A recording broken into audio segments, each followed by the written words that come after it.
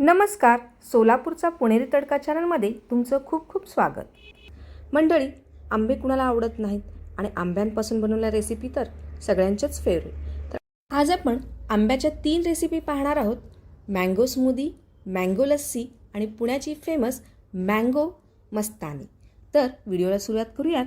पहिल्यांदा आपण बनवतोय मँगो स्मूदी. मँगो स्मूदी बनवण्यासाठी मी इथे एक हापूस आंबा घेतलाय. बाजारात बरेच आंबे मिळतात, पण हापूस आंबाच कसा ओळखायचा? तर हापूस आंब्याचा रंग वरच्या बाजूला लालसर, तर मध्ये पिवळसर आणि खाली थोडासा हिरवट असतो. त्यातील गर केशरी रंगाचा असतो. हे पहा, या पद्धतीने. अस्सल रत्नागिरी किंवा देवगड हापूस कसा ओळखायचा याच्या बऱ्याच टिप्स मी व्हिडिओत पुढे शेअर केलेल्या आहेत, त्यामुळे व्हिडिओ शेवटपर्यंत पहा. आणि यात मी 2 प्रकारे आंबा कसा चिरायचा हेही दाखवणार आहे. यातली ही एक पहिली पद्धत आहे ज्याच्यामध्ये आपला हात अजिबात घाण होत नाही. तर या ठिकाणी मी आंब्याचे असे छोटे छोटे चंक्स काढून घेतलेले आहेत. आता मी हे मिक्सर जारमध्ये घालते आहे. त्यात मी आता 15 मिनिटे फ्रीजरमध्ये ठेवून फ्रीज केलेली फ्रोझन अशी अर्धी केळी घालते आहे. त्यानंतर 1/3 कप दही घालायचं आहे. ताजं फ्रेश दही वापरायचं आहे. त्यानंतर आवडीप्रमाणे साखर, आंबा जास्त गोड असेल तर कमी साखर, आणि 5 ते 6 आईस क्यूब्स. आता हे सर्व आपण ब्लेंड करून घेऊयात.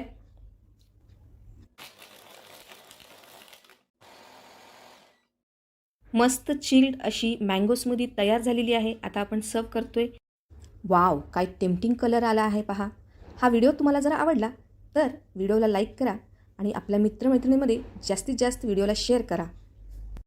आपली पुढची रेसिपी आहे मँगो मस्तानी. अस्सल हापूस ओळखण्याची दुसरी टीप. आपण हा दुसऱ्या पद्धतीने मँगो कट करूयात. यामध्ये मी याची पूर्ण साल काढणार आहे.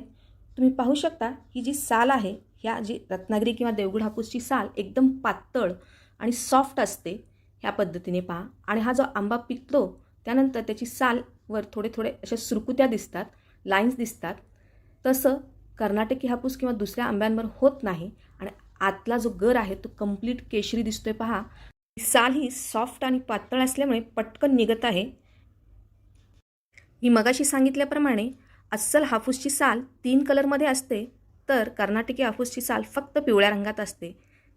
वाव, काय केशरी टेम्पटिंग रंग दिसतोय आंब्याचा पहा. ते मी आता छोटे पीसेस कट करते आणि ब्लेंडिंग जारमध्ये आपण आता हे पीसेस घालूयात.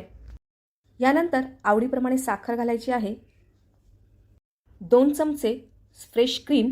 हे ऑप्शनल आहे, पण यामुळे मस्तानीला एक छान टेक्स्चर येणार आहे. यानंतर याच्यामध्ये मी चिल्ड थंड असं अर्धा कप दूध घातलं आहे आणि वेलची पूड. मिल्कशेकप्रमाणे आपण हे ब्लेंड करून घ्यायचं आहे. हे पहा, आपला मँगो मिल्कशेक तयार आहे. आता आपण मस्तानी सर्व करूयात. प्रथम ग्लासमध्ये आईस्क्रीम घातलं आहे. त्यानंतर थोडेसे ड्रायफ्रूट्स तुमच्या आवडीप्रमाणे घ्यायचेत आणि यानंतर अर्धा ग्लास मिल्कशेक घालायचा आहे. यानंतर मी रोज क्रश घालते आहे. तुम्ही तुमच्या आवडीप्रमाणे याच्यामध्ये टूटी फ्रुटीही वापरू शकता किंवा रोज क्रशही वापरू शकता. यामुळं आपल्या मस्तानीला एक सुंदर असा कलर येतो. त्यानंतर परत आपण मँगो मिल्कशेक घालायचा आहे. यावर मी थोडेसे चेरीचे तुकडे घातलेले आहेत. त्यानंतर परत ड्रायफ्रूट्स आणि वर एक आईस्क्रीमचा छानपैकी स्कूप.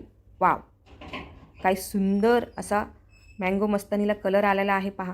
तुम्ही जर चॅनलवर नवीन असाल तर चॅनलला पटकन सबस्क्राईब करा आणि शेजारील बेल आयकॉन हिट करा, म्हणजे नवीन व्हिडिओचं नोटिफिकेशन तुम्हाला पहिल्यांदा मिळेल आणि व्हिडिओ पाहता येतील. आपली तिसरी रेसिपी आहे मँगो लस्सी. मँगो लस्सीसाठी मी एक मँगो चॉप करून घेतला आहे आणि आता तो मिक्सी जारमध्ये घालते. त्याच्याबरोबर मी या ठिकाणी 100 ग्रॅम दही घेतलेलं आहे, म्हणजे जवळजवळ 1 कप ताजं फ्रेश दही. आवडीप्रमाणे साखर घालायची आहे आणि त्यानंतर 1 चमचा वेलची पूड आणि 5 ते 7 आईस क्यूब्स घालायचे आहे. आता आपण हे छानपैकी ब्लेंड करून घेऊयात. मस्त अशी थंडगार लस्सी तयार झालेली आहे. मँगो लस्सी. काय टेम्पटिंग कलर आलेला आहे पहा.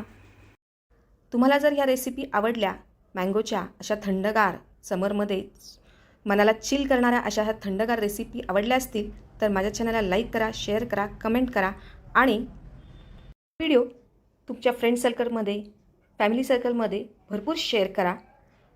परत भेटूयात अशाच एका नवीन रेसिपीसहित. तोपर्यंत मस्त खा, स्वस्त रहा. धन्यवाद.